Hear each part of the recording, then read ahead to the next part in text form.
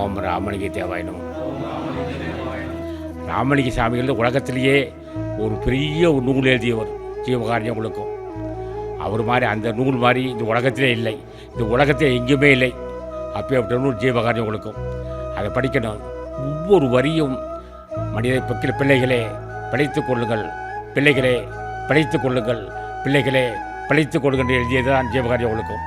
அந்த நூல் வந்து எல்லா ஞானிகளுக்கும் கோடிக்கணக்கான ஞானி எழுதுகிறாங்க, எவ்வளோ நூல் எழுதியிருக்கான்.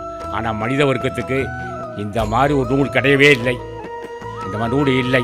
அப்பேற்பட்ட நூல் ஜீவகாரியங்களுக்கும் நூல் படிக்கணும். படித்தால் அது படித்தா போகிறது, எத்தனை நூல் படிக்கலாம், கோடிக்கணக்கான நூல் படிக்கலாம்.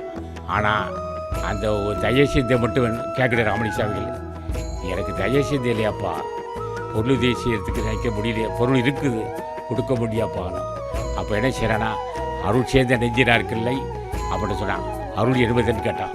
நீ ஒரு நாள் போய் சொல்லணும், நான் சிந்தையாலும் செயலாலும் சொல்லாலும் பார்வையாலும் நான் பாவையாக இருக்கணும்னா, அப்போ சிந்தை மாசுபடக்கூடாது. அப்போ சிந்தையாலும் செயலாலும் சொல்லாலும் பிறகு நான் தீங்கு செய்யக்கூடாது.